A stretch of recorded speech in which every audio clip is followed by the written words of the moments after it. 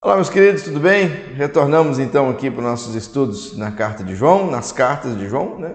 Eu sou o pastor Ramon, aqui da Igreja Presbiteriana de Baixo Guandu, no Espírito Santo, e eu espero que esteja sendo bênção para a sua vida.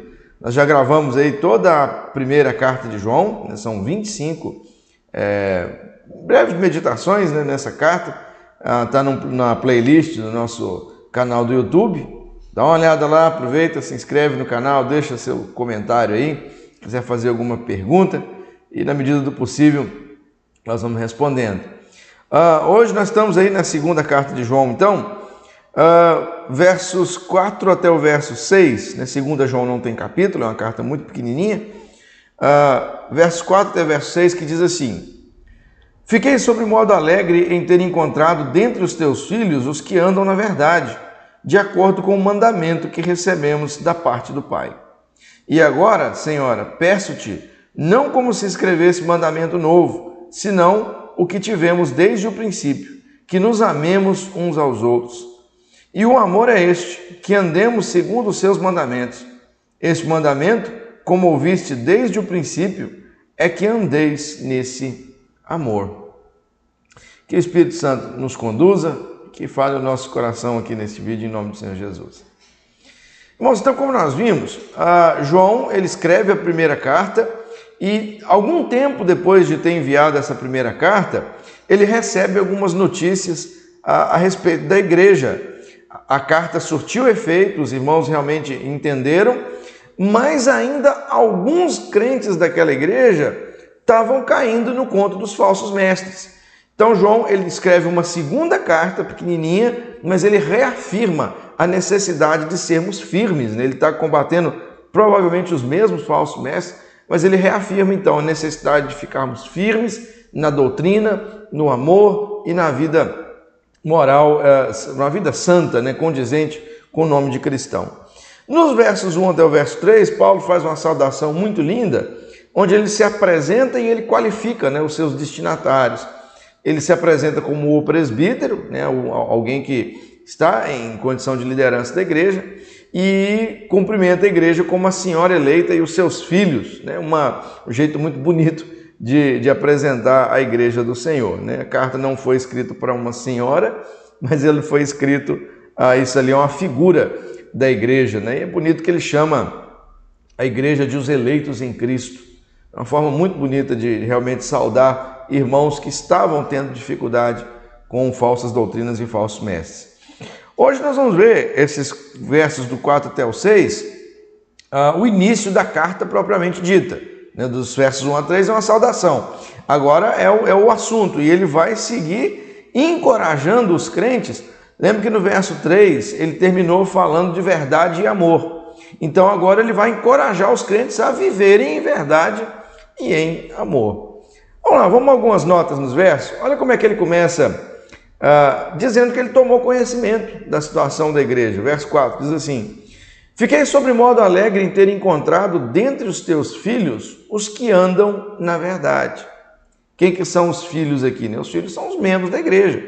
De alguma forma, João, lá em Éfeso, ele recebeu um comunicado, né? Talvez encontrou pessoalmente com alguns irmãos, ou recebeu uma outra carta, não sabemos, mas ele toma conhecimento da situação da igreja e ele fica sabendo que ele fica muito feliz, e o motivo da felicidade é porque tem irmãos lá que andam na verdade. O que significa andar na verdade? É pessoas que seguem a boa doutrina, né? Aquela doutrina lá da primeira carta, que desemboca numa vida santa, no amor aos irmãos e também na crença correta do verdadeiro Jesus. E isso alegra muito o coração de João, como alegra o coração de qualquer pastor.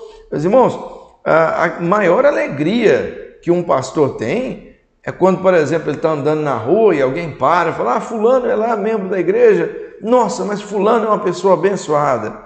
É uma pessoa realmente com a vida moral retíssima, que cumpre com as suas obrigações.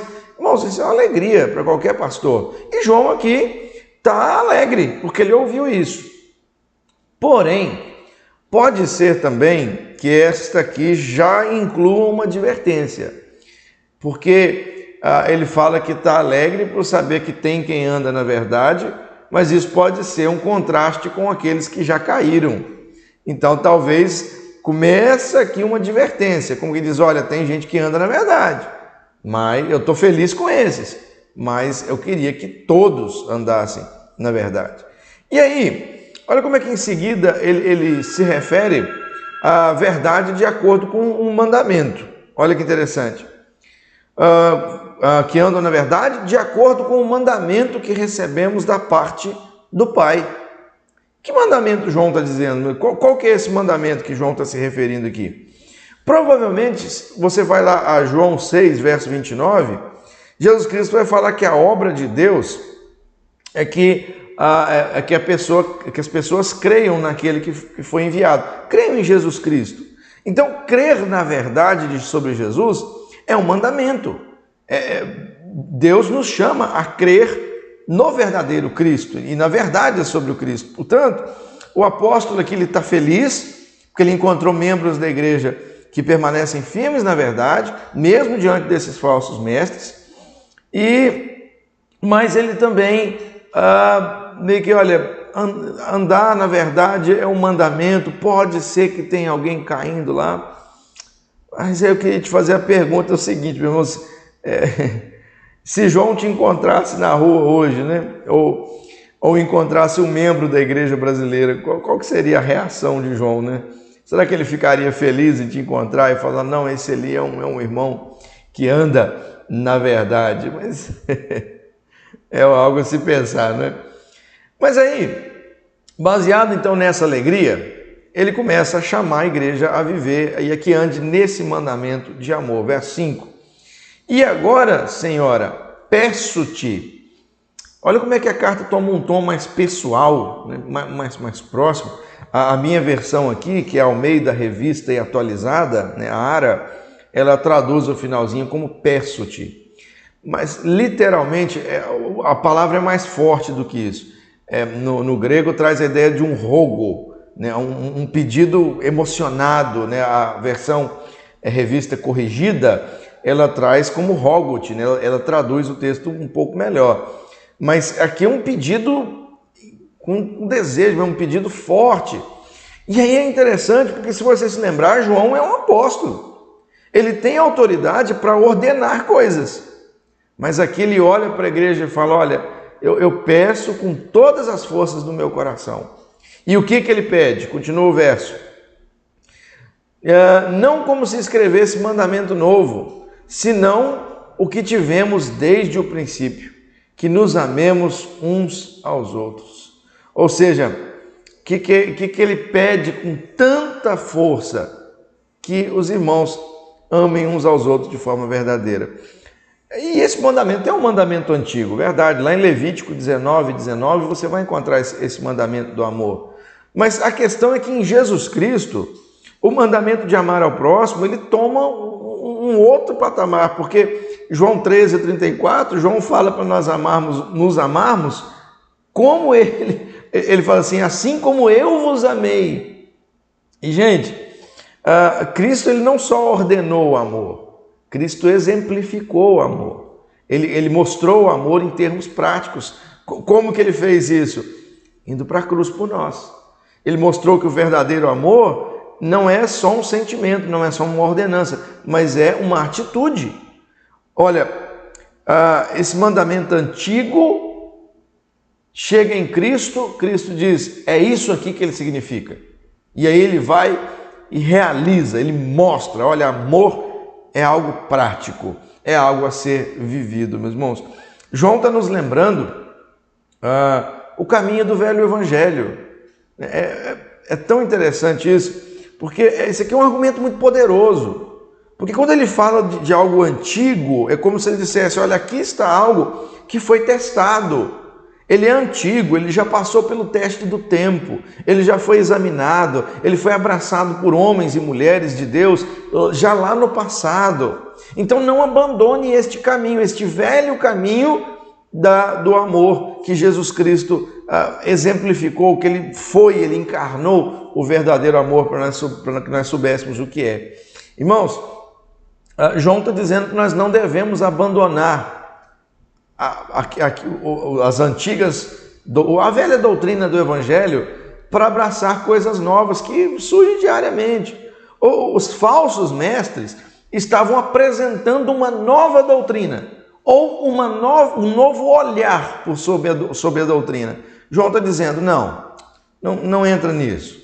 Na verdade, o que você precisa é do bom e do velho Evangelho, aquele que foi anunciado desde o início dos tempos. Você precisa é disso. Não ceda espaço a novidades. Não abandone aquilo que já foi testado e aprovado e que vem de Deus. Não abandone isso para abraçar novidades, né, meus irmãos?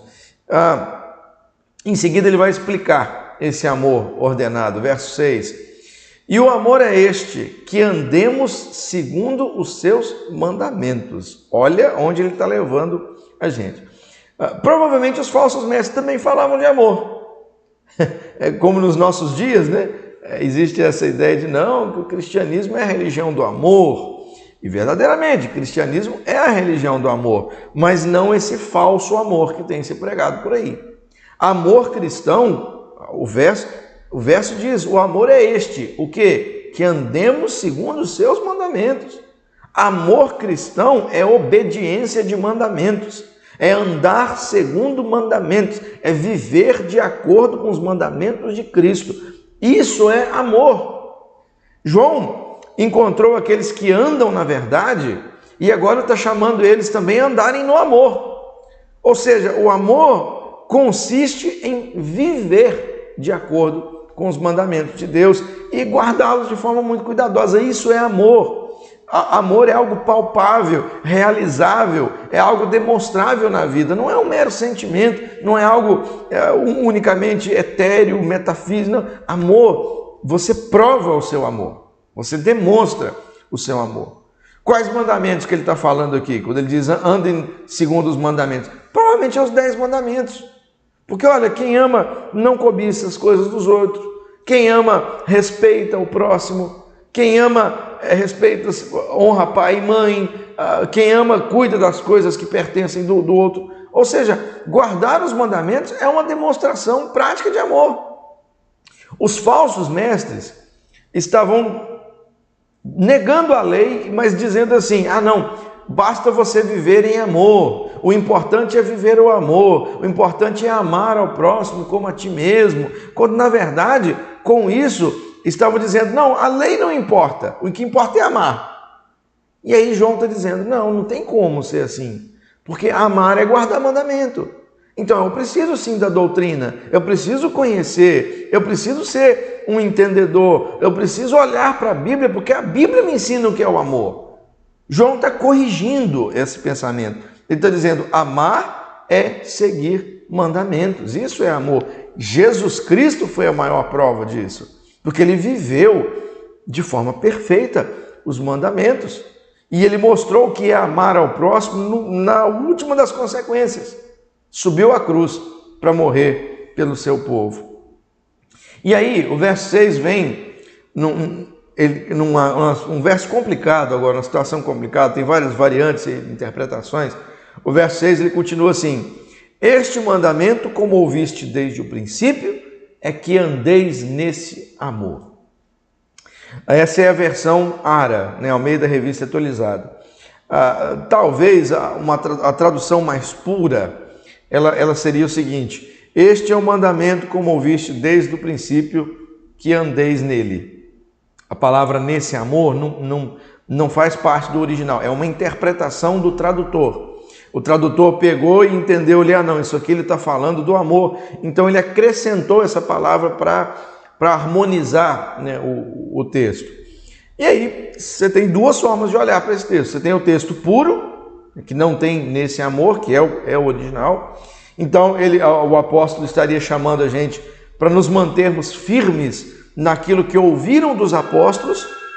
Ou, se nós formos pegar a tradução da ARA, nós podemos dizer que é para manter firme no mandamento do amor que nós ouvimos dos apóstolos. Seja como for, o ponto aqui é que amar e guardar mandamentos andam juntos. O próprio Cristo, João 14, 21, aquele que tem os meus mandamentos e os guarda, este é o que ama. Então, o amor, a prova do amor, é a guarda dos mandamentos. Mais uma vez, meus irmãos, o apóstolo está relembrando aos seus leitores que este mandamento que eles ouviram desde o princípio da vida cristã é o mandamento do amor e é um mandamento poderoso. Esse argumento da antiguidade, da autoridade apostólica, ele é apresentado aqui em contrapartida dos falsos mestres. Falando, olha, o que os falsos mestres estão fazendo? Pregando novidades, estão pregando uma interpretação nova da doutrina. Mas olha aqui, os apóstolos sempre disseram isso, e o que os apóstolos disseram é aquilo que o povo de Deus já ouviu há muito tempo. É algo que faz parte da vida. Então, não aceitem as novidades dos falsos profetas, dos falsos apóstolos. Mantenha-se firme, permaneça naquilo que você ouviu e naquilo que já foi pregado pelos pais. Isso é uma regra muito sábia, né? Não se entregue a novidades, mantenha no puro e no simples evangelho. E aí eu quero terminar com algumas aplicações aqui para nós, rapidinho. Primeiro, meus irmãos, é fato que a maior alegria de um pastor é ouvir coisas boas dos membros da sua igreja. Nossa, olha, saber que os irmãos estão ouvindo a boa doutrina, estão aprendendo a boa doutrina, isso é maravilhoso. Isso é um dos motivos de porque, por exemplo, eu estou fazendo vídeos na internet, mesmo que amadores aqui, eu não entendo muito, mas com o intuito de propagar essa doutrina e ter a felicidade de saber, olha, as pessoas estão ouvindo e estão seguindo isso, que é o bom e velho evangelho, que não vem misturado com novidades, mas é simplesmente ler a Bíblia, explicar a Bíblia e deixar que a Bíblia fale aos corações dos meus irmãos. Então, é uma grande alegria saber que as pessoas estão ouvindo e praticando, vivendo realmente uma vida santa. Segundo, mais uma vez, João nos mostra que amor bíblico é atitude e mandamento. Amar não é só um sentimento, amar não é uma coisa solta no vento, não. Amar é atitude, é mandamento. Amor é um dever. Olha só, é um dever que nós temos por mandamento. Se você, meu querido, que faz parte da Igreja de Cristo, na sua igreja, por exemplo, eu tenho alguém que eu não me dou bem, alguém que eu não converso, alguém que eu tenho raiva, olha, conserta isso, resolva isso, vá até esta pessoa, converse com ele, peça a ajuda do seu pastor, se for preciso, mas conserte isso, porque amor é um mandamento. Amor não é algo que você deve esperar, dizer, eu vou esperar sentir amor. Não, amor você tem que se levantar e dizer, olha, eu vou lá, eu vou ajudar. Se alguém tem alguma coisa contra mim, eu vou deixar a oferta, eu vou lá me reconciliar para depois eu vir trazer a minha oferta. Isso é amar, é atitude, é fazer algo. Então, faça, porque esse é um mandamento para você.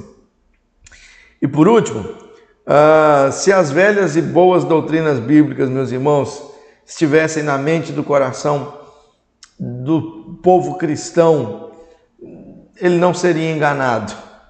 Sabe, a igreja brasileira precisa muito ouvir isso, voltar ao que é antigo. Muitas novidades hoje estão trazendo muitos perigos, meus irmãos. Eu vejo algumas igrejas adentrando tanto em algumas coisas. E olha, contextualizar, gente, não é em si um problema. Agora, o problema é que a contextualização ela traz perigos. E há portas que você abre que nunca mais se fecham. E por ela passam sérios problemas. A música hoje pode trazer grande alegria e trazer grandes tristezas. O culto, o formato, o desenho pode trazer grandes alegrias e pode trazer grandes tristezas.